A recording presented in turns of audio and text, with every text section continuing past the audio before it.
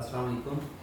तो अभी previous lecture के अंदर आपने पढ़ा था इंकजेट प्रिंटर, आपने उसकी वर्किंग पढ़ी। सबसे पहले डेफिनेशन को डिस्कस किया, फिर आपने उसकी वर्किंग को पढ़ा। वर्किंग के बाद फिर आपने उसका क्या किया, आपने उसकी डायग्राम को डिस्कस किया। तो अभी नेक्स्ट वन टॉपिक है आपके पास इलेक्ट्रिक फ्लक्स। तो अब इलेक्ट्रिक फ्लक्स को डिस्क्राइब करने से पहले first of all we should know well about what is meant by flux. कि फ्लक्स का मीनिंग आपके पास क्या है। फ्लक्स बेसिकली फ्लक्स जो है आपके पास डियर स्टूडेंट्स, फ्लक्स आपके पास एक लैटिन वर्ड है, लातीनी लफ्ज है, जिसका मीनिंग आपके पास क्या है। Flux Latin word which means flow, means कि किसी भी चीज का बहाव जो होगा वो बेसिकली क्या कहलाता है, आपके पास फ्लक्स कहलाता है।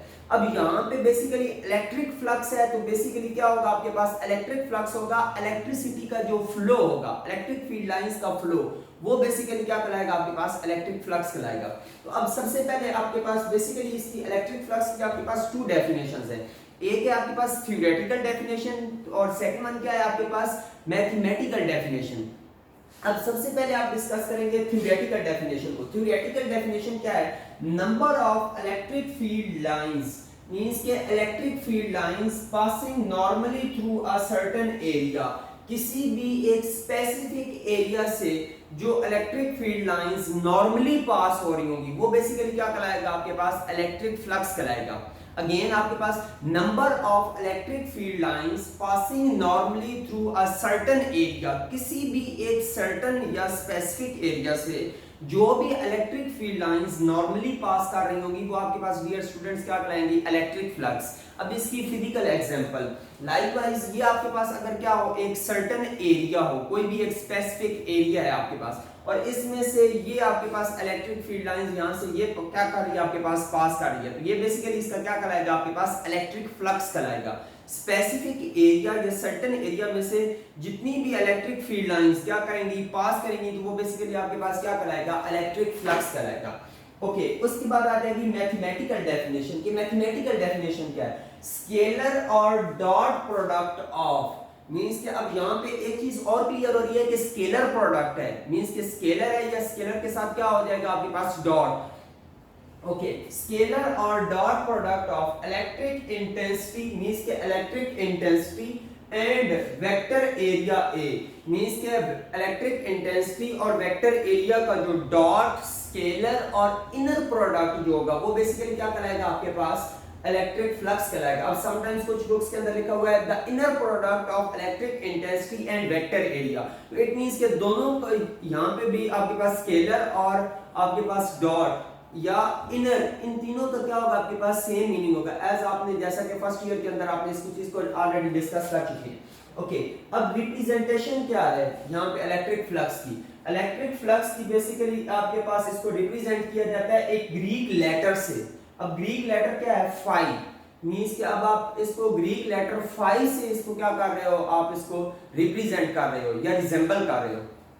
ओके, उसके बाद आ जाएगा फार्मूला। फार्मूला क्या होगा आपके पास, फाई ऑफ ई, फाई आपने यहाँ पे रिप्रेजेंट कर दिया। ई बेसिकली क्या शो कर रहा है आपके पास, इलेक्ट्रिक को, मींस के जो इलेक्ट्रिक फ्लक्स होगा वो क्या होगा आपके पास, E electric intensity and A vector area A, और इन दोनों का प्रोडक्ट कौन सा है आपके पास, डॉट प्रोडक्ट। कौन सा प्रोडक्ट है आपके पास, डॉट, मींस के फाई ऑफ ई क्या होगा आपके पास, ई डॉट ए।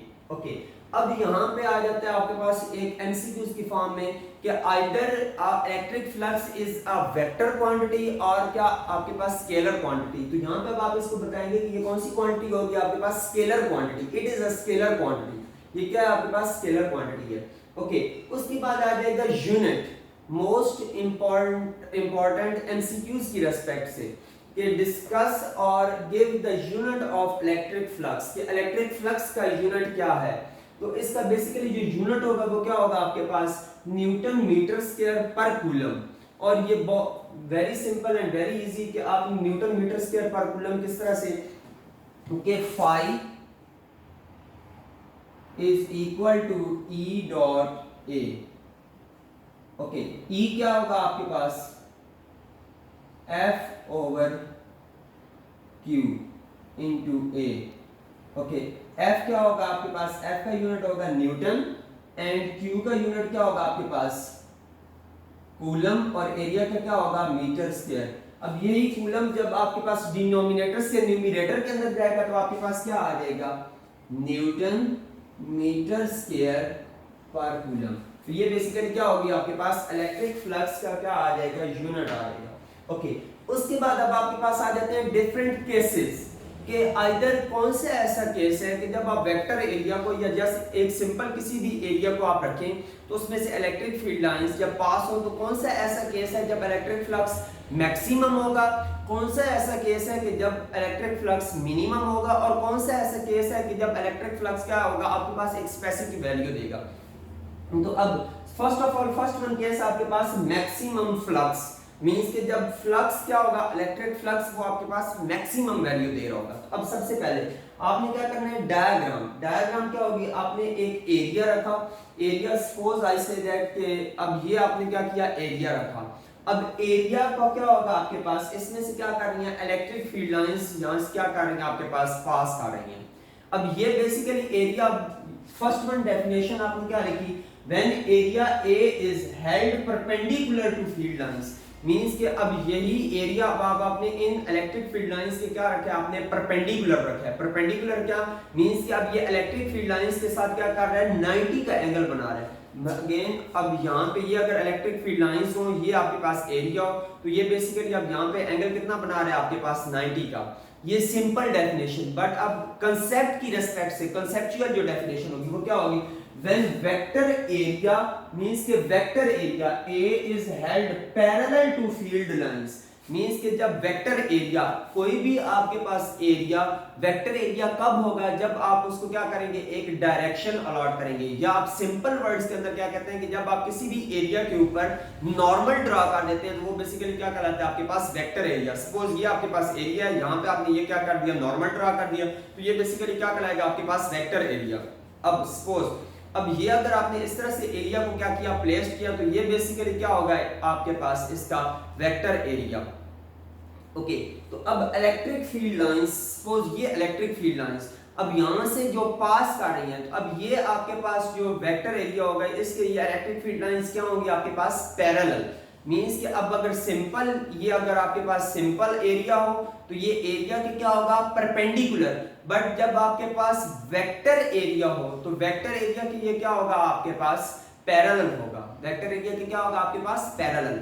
ओके, तो अब वेक्टर एरिया के पैरेलल, तो अब प्रूफ क्या होगा, अब बेसिकली आपके पास मैथमेटिकल आपने अगर प्रूफ निकालना तो वो कैसे होगा, phi of E is equal to E dot A. Okay, phi of E is equal to dot product को जब भी आपने उसको क्या करना है, रिमूव करना है या उसकी रिप्लेस करना है, तो उसको किस चीज से आपने कॉस ऑफ थीटा से रिप्लेस करना है। तो ये क्या आ जाएगा, phi of E is equal to E A cos of theta. Okay, अब बेसिकली आपने सेकंड वन डेफिनेशन को, बिकॉज आपने यहाँ पे वेक्टर एरिया लिखा, तो अब आपने सेकंड वन डेफिनेशन को क्या करना है, उसके ऊपर फोकस करना है। तो अब क्या आएगा, यहाँ पे एंगल कितना बन रहा होगा, वेक्टर एरिया और उसके इन बिटवीन जो एंगल होगा वो कितना होगा आपके पास 0। तो अब phi of E is equal to E A cos of 0 degree, cos 0 के ऊपर क्या होगा आपके पास 1, इट मींस के फाई ऑफ ई क्या आ जाएगा ई ए इंटू 1, और 1 जब आपके पास मल्टीप्लाई होगा तो ये क्या आ जाएगा आपके पास phi of E is equal to E A means के जब भी वेक्टर एरिया आपके पास क्या होगा पैरेलल होगा किस चीज के, इलेक्ट्रिक फील्ड लाइंस के, तो वहां पे जो इलेक्ट्रिक फ्लक्स होगा वो क्या होगा आपके पास मैक्सिमम होगा।